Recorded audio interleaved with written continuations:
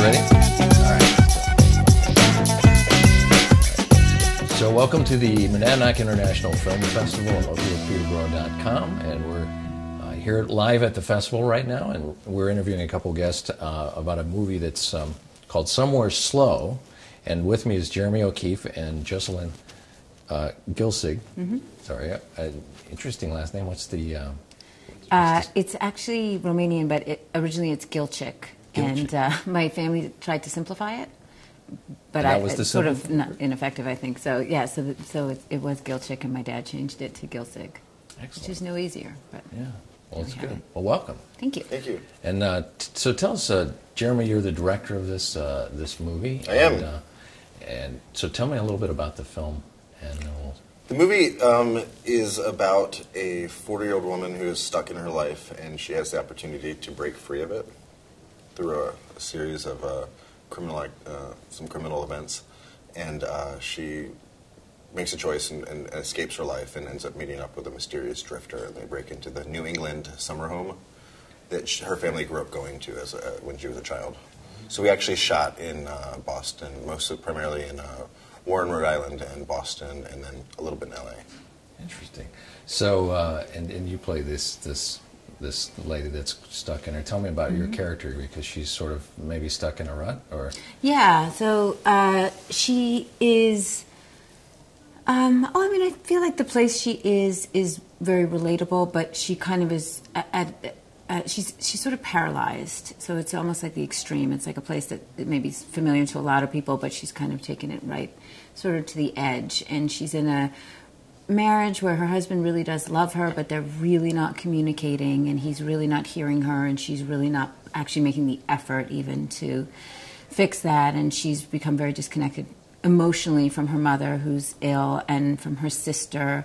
What I really like about the character is she's sort of a great definition of what passive aggression is, because she's so passive that it's feeling aggressive to people. It's feeling like her inaction is almost like actively frustrating to her family and to herself. And she does stumble into this robbery, and sort of almost like a psychotic break or something, she takes the money from the robbery and gets on a bus and just kind of, almost like in a trance, just sort of walks out of her reality and just kind of goes into this spiral. There's a thing in the film that I really like where she just needs a shower. You know, she's just kind of been on the road and on the run, and she needs to sort of cleanse, and I guess it's sort of like a rebirth. And then the evolution of the story, she has this beautiful love affair with this boy, and then in a way wakes up in a very subtle, small way, but kind of comes more into the present and manages to have more meaningful relationships and to connect in a more meaningful way with people. So I haven't seen the movie yet, so I'm not going to ask you how it ends up, but I'm curious as to where her character goes, or does she stay in a different direction, or does her life change, or does she go back to her own life? Or yeah, that's what I like. That's what I like so much about the script, and I think what a lot of people like so much about the script that Jeremy wrote is I always thought it read like a beautiful short story where it's not a big change. It's not like she suddenly, starts working with the gorillas in Africa or something. She just kind of wakes up a little bit, and then she goes home and she kind of takes responsibility and kind of makes a step forward into being more present in her relationships. So it's very subtle. I think in that way it's more relatable. You know, sometimes when you evolve as a person, it's not a massive change. It's just a little epiphany that sort of wakes you up and says, "Wow, I want to be a better friend." And that's, I think, what her step is. It's very subtle but significant. Yeah, I think like her story is very much the moment before the rest of her life. It's the thing that sort of gets. Like I'm so interested in what happens after the movie too, because it's because you can sort of see what creates her future. Mm-hmm. So what was there a certain inspiration for a person in your life or something that inspired the story when you wrote it? There was. I had been in a relationship where someone had sort of caused me to break out of my rigidness, I would say, or my own rules I was following, and I started like lying to people. Not that there was a great thing, but I started to loosen up a little bit, and I started to sort of drive around New England and stay in motels and I started to have an adventure, and it was because of that relationship that that I felt like, oh, there's more out there. You don't have to just go with what you think you need to. How you think you need to be, and it allowed me to, this experience allowed me to break free of that, and then I was trying to sort of justify where this relationship goes in my anthology, and it allowed me to sort of tell the story, put that, realize what that did for me, and then use this to tell her story. So it's almost like you get to that point where you have the old you, the new you. How does that new you work with the old people in your life? Sure, exactly. Exactly. Yeah, how do you fuse them together? And sometimes people fall off too. Yeah. What about that pivotal moment in the script where she makes the decision to go with this robbery that happens in her that just happens to her? Mm-hmm. How hard was that scene to sort of? I mean, you must have did a lot of thinking about how am I going to act out that scene, because that's a moment there I would think where she makes a decision. You're absolutely right. It's a split second where she makes a decision. I mean, I think, we talked about this. There's no way that she's ever even conceived of that option of just walking out on everything that she's built and everything that she is. And the way the scene is shot is it's obviously, she goes into this convenience store, and the result of the robbery is that the clerk is dead and the robber's dead. So it's just these two corpses and this bag of money. And one detail that I love is she smokes in the film, and she's always trying to mask the fact that she smokes by eating orange Tic Tacs. So Jeremy had said it where the bag of money is on the counter, and she makes, as you say, that split-second decision to take the money and a box of Tic Tacs, and then walks out. And there's no idea where she's going to go. Yeah. But just, I sort of think of it as just for 1 second, she's thinking, it's my turn now. It's just my turn to take. And she, and then, just keeps rolling forward, gets on the bus, and keeps moving. I think there's something really universal about the fact that we've all had moments where we're like, could I just step out of this for 1 second? Could I just get away? What would happen if I didn't have to answer to anybody the way I'm used to answering to anyone? And make that change, or whatever it may be, without knowing what it is, and sort of stepping out. Yeah. I think it's a fantasy we all have. Yeah. All the time. I mean, sometimes I'm like, I wish I would get hit by that car. That would change things. Mm-hmm. Sort of. It's like I want to just change and shift and force a shift. Yeah. Like skip a groove on a record. You're just hit that needle and exactly. You're in a whole other song or something. It's a great analogy. Exactly. So a lot of people will recognize you from Glee, and you've done a lot of other things in the past. Nip and Tuck, Friday Night Lights, Boston Public.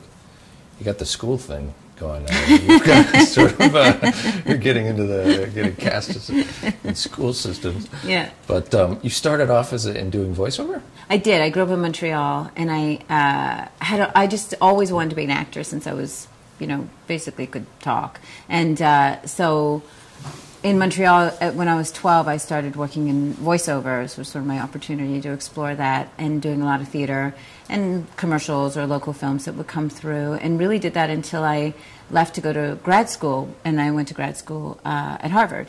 And that's what led me to the U.S. I moved to New York from there, and then just kept going. But I realized that for me, it's only significant to me, but it's significant to me as I'm coming up on my 30th year now of being an actress. So I'm wondering about, maybe I'll change directions. Maybe it's time to do what? Produce, I guess. Oh, direct and yeah. Yeah. What? How did you end up on the TV show Glee? That's an incredible runaway hit. Yeah, so Nip Tuck is created by Ryan Murphy, and so I had done that show for quite a few years, and then he was doing the pilot for Glee, and he called me, and he said, so there's this role, and she's really hard to cast, and I think you can do something with it. And I sort of knew going in that, the only way that people could love Will Schuester, who was my husband on the show, was if they hated Terry. So I kind of knew going in that I was going to be playing the character that America love to hate. And I'm happy doing that. I'm always comfortable doing that. So I was happy to go in and participate. And then we didn't know. I mean, we were just doing the pilot. We thought it was good, but I don't think any of us, nobody could have predicted that it was going to be this sensation that it became. Do people give you a hard time about your character when they see you in public? All the time. Yeah. All the time. What's the one thing they say? Oh gosh, there's such a range. You know, the one that was most shocking to me was standing with my daughter one day, and a woman came up to me and she said, "You're a mother? You have no business being a mother." I was like, "Lady, we've got reality over here." And I always want to say to people, like, that's not even my hair. Like nothing is real. You know, people, it's all a fantasy. It's all pretend. It's confusing. Not that I have any business being a mother, but that's beside the point. That's a different story. And your last movie was called Wrestling. Yes. And tell me a little bit about that one. Though. Wrestling is a film I made.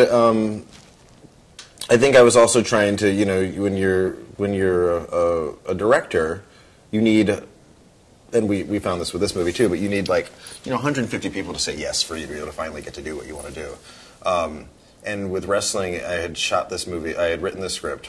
It was my first feature. And I just wanted to make a movie, and I was 24 when we shot it.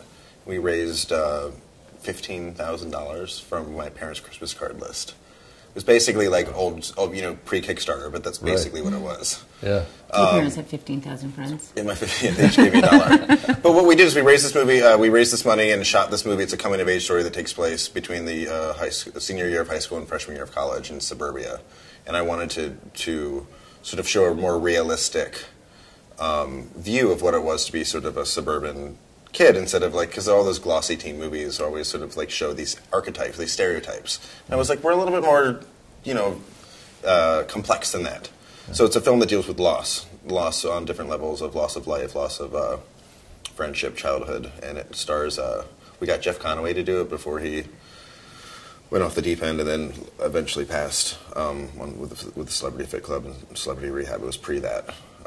It was a great experience. It allowed me to have a piece of work. It's on Netflix, but it allowed me to have a piece of work that could show other people as we were putting this film together that I think I know what I'm doing. That's great. And what's coming up next? What are you working on? I have a short that's coming out and starting to do. It's a short about hospice care that's coming out.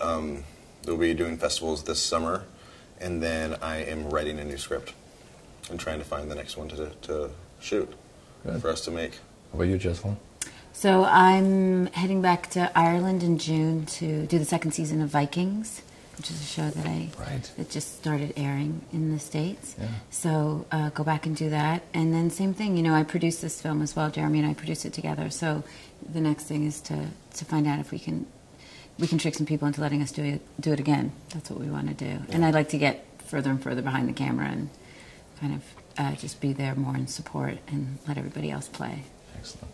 Yeah. I had read something recently, I'll just throw this out there, but that the horns on the Viking helmets actually didn't actually have those. And we don't have any horns on our show. That happened in the opera or something like that. Yeah, I don't know where it came from, but we definitely are horn-free set. Good. Yes. Excellent. Yeah. It's good to know. Well, thank you both for sitting down with me, and good luck with the film. Thank you. And enjoy the rest of the festival.